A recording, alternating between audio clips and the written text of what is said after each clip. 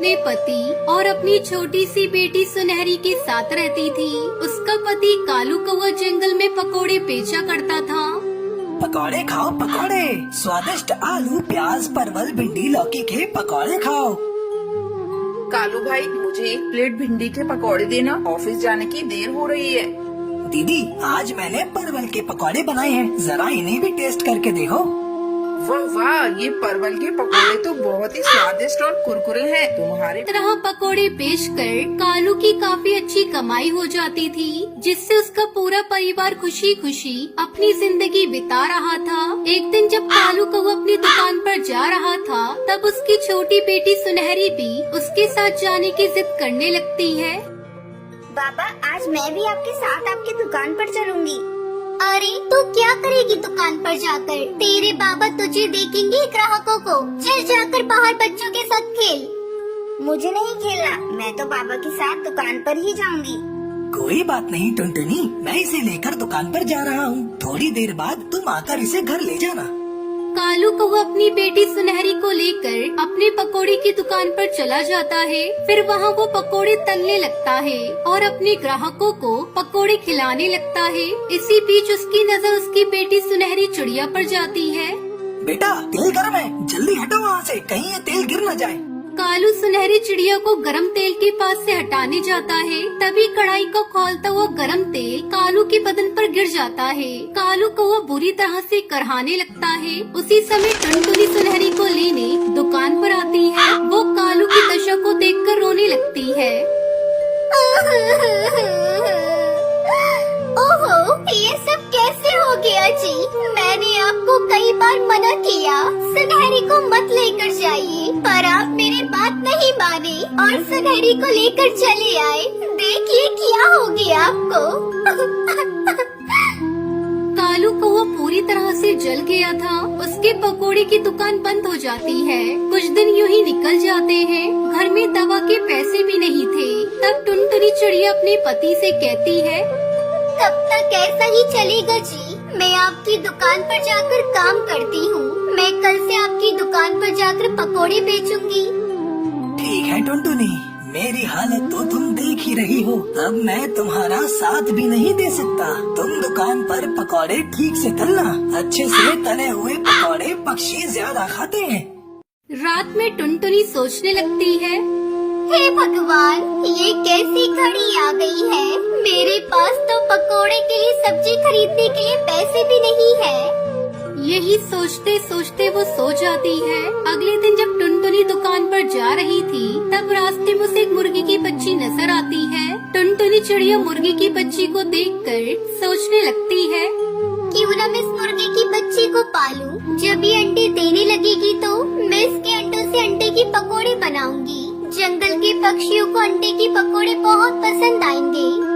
उसके बाद टुनटुनी चिड़िया उस बच्चे को अपने घर ले आती है। कुछ ही दिनों में वो बच्ची बड़ी हो जाती है और अंडे देना शुरू कर देती है। टुनटुनी अंडों को देखकर बहुत खुश होती है। फिर टुनटुनी अपनी दुकान पर जाकर अंडे की पकोड़े तलने लगती है और ग्राहक को आवाज देती है, अंडे के पकोड़े खाइए, आइए आइए, अंडे के स्वादिष्ट पकोड़े खाइए, गर्मा गर्म अंडे के पकोड़े खाइए।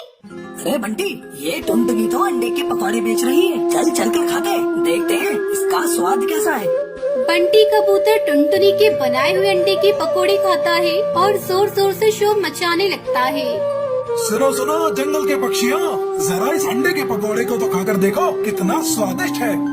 बंटी कबूतर के बुलाने पर कई सारे पक्षी टुनटुनी चिड़िया से अंडे के पकोड़े खरीद कर खाते हैं। अंडे के पकोड़े बेचकर टुनटुनी की उस दिन अच्छी कमाई होती है और वो अपने घर जाकर अपने पति को सारी बात बताती है। आज तो कमाल हो गया जी, मैंने अंडे के पकोड़े बेचकर बहुत सारे पैसे कमाए हैं। अंडे के पकौड़े? मैं तो कभी सोच भी नहीं सकता था कि अंडे के पकौड़े भी बनेंगे।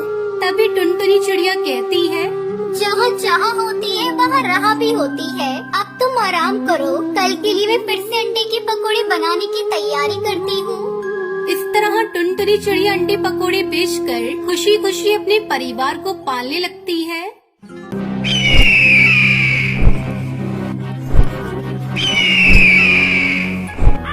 बहुत समय पहले की बात है। एक जंगल में खूबसूरत हरा भरा एक विशाल बरगद का पेड़ था। उसी पेड़ पर बहुत सारे पक्षियों ने अपने घोंसले बना रखे थे।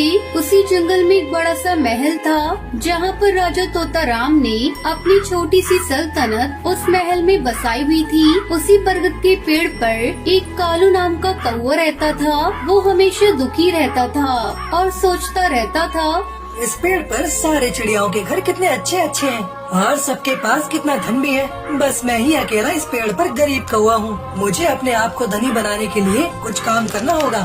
तभी बंटी कबूतर कालू कौवे के पास आता है और कहता है, अरे कालू भाई, क्या कर रहे हो?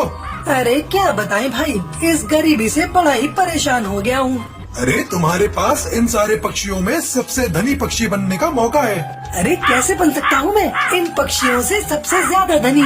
अरे जो सामने वाले राजा तोताराम की सल्तनत है ना, वही राजा तोताराम अपने दरबार में कौओं को नौकरी पर रखना चाहते हैं। जो कौआ अपनी कलाकारी से तोताराम राजा को प्रभावित करेगा, उस कौए को सल्तनत में नौकरी मिल जाएगी और फिर उसके तो बल्ले ही बल्ले हो जाएंगे। अरे ये तो बहुत ही सुनहरा मौका है मेरे लिए। उस राजा तोताराम के दरबार में न जाने कितने सोने के हीरे जवाहरात पड़े हैं। अगर मुझे वहाँ काम करने का अवसर मिल गया तो मैं वो सारी चीजें धीरे धीरे चोरी करके इस संसार का सबसे धनी पक्षी बन जाऊंगा। कालू कौवा एक बहुत ही शातिर चोर कौवा था, पर वो आज तक किसी की नजरों में चोरी करता हुआ नहीं आया, इसलिए कोई उसे चोर मानता ही नहीं था। अच्छा भाई बंटी, अब मैं जाता हूँ उस राजा तोताराम की सल्तनत में। देखता हूँ अगर मेरी कलाकारी और हुनर से मुझे वहाँ कोई नौकरी मिलती भी है या नहीं। थोड़ी समय बाद कालू कौवा राजा तोताराम की सल्तनत में चला जाता है और वो अपने हुनर और कलाकारी से राजा तोताराम को बहुत प्रभावित करता है, जिसके चलते राजा तोताराम उसे अपनी सल्तनत में नौकरी दे देते हैं। यूं ही कई महीने बीत जाते हैं। कालू कौवा अब उस राजा तोताराम की सल्तनत में नौकरी करने लगा था। एक दिन की बात है, राजा तोताराम अपनी दासी चिड़िया से कहते हैं, सुनो दासी, हमारे शाही महल में बहुत सारा खजाना आने वाला है, इसलिए तुम अपने साथ कुछ पक्षियों को ले जाओ ताकि हमारे खजाने पर कोई आंच ना आ पाए। जी हुकुम राजा साहब। फिर मैं अपने दरबार में से किस पक्षी को ले जाऊं जिस पर आपको सबसे ज्यादा विश्वास हो? वो हमारे सल्तनत में नया कौआ आया है ना, तुम उसी को अपने साथ ले जाओ। पर राजा साहब, वो कौवा तो अभी भी सल्तनत में आया है, हम उस पर कैसे विश्वास कर सकते हैं? नहीं दासी, मुझे उस पर बहुत भरोसा है, वो कभी हमारे साथ विश्वासघात नहीं करेगा।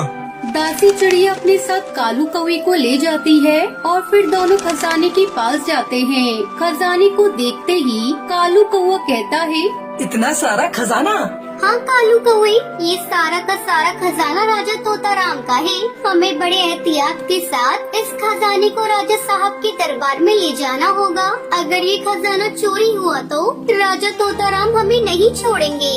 अरे ये खजाना तो बहुत सारा है और ये खजाना मुझे मिल गया तो मेरा तो जीवन ही सुधर जाएगा।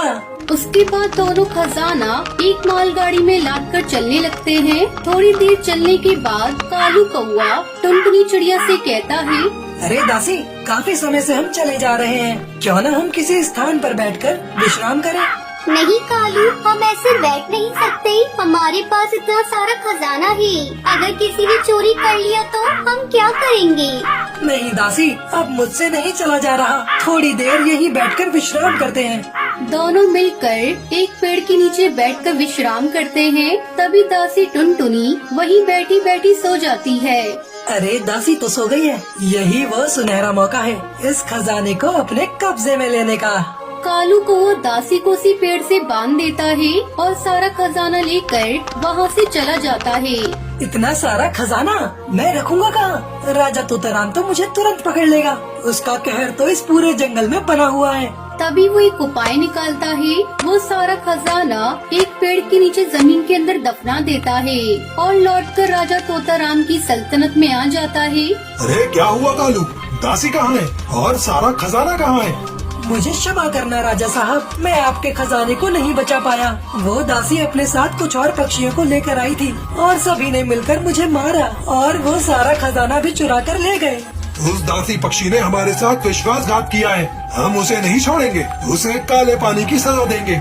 राजा तोताराम अपने कुछ पक्षी सिपाहियों को दासी को ढूंढने के लिए जंगल में भेजते हैं। सारे पक्षी दासी को तलाश करने निकल जाते हैं। कई देर इधर उधर घूमने के बाद उन्हें दासी को कुछ पता नहीं चलता। पक्षी वापस राजा के पास आते हैं और राजा से कहते हैं, राजा तोताराम साहब, उस दासी का कुछ पता नहीं चला। हमने सारा जंगल छान मारा, लगता है वो यहाँ से कहीं दूर चली गई।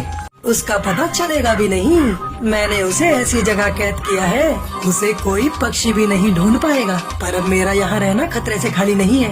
अगर वो दासी किसी तरह आ गई तो मुझे तो मौत के घाट उतार दिया जाएगा। इससे पहले मुझे तुरंत यहाँ से जाना पड़ेगा। यूं ही कई दिन बीत जाते हैं। एक दिन वो कालू कौआ राजा तोताराम के दरबार में हाजिर होता है। राजा साहब, मुझे कुछ दिनों के लिए छुट्टी चाहिए। मेरी तबीयत बहुत खराब है। मैं कुछ दिनों के लिए घर में रहकर विश्राम करना चाहता हूँ। ठीक है कालू, जाओ।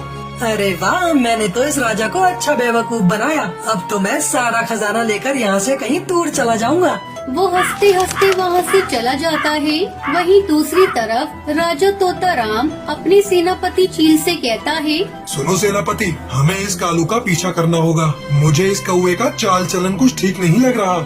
राजा तोताराम अपने सिपाहियों के साथ उस कालू कौवे का पीछा करता है। कालू कौवा उसी जगह जाता है जहां उसने सारा खजाना जमीन में दफनाया था। राजा तोताराम भी उसी के पीछे पीछे छुपकर जाते हैं। कालू कौवा जमीन से सारा खजाना बाहर निकालता है।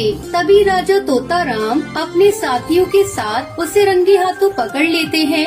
मैंने तुम पर सबसे ज्यादा भरोसा किया था और तुम ही ने मेरे भरोसे का अपमान किया है। मैं तुझे कभी माफ नहीं करूंगा। सिपाहियों, इसको फांसी पे चढ़ा दो। राजा तोताराम उसे फांसी की सजा दे देते हैं।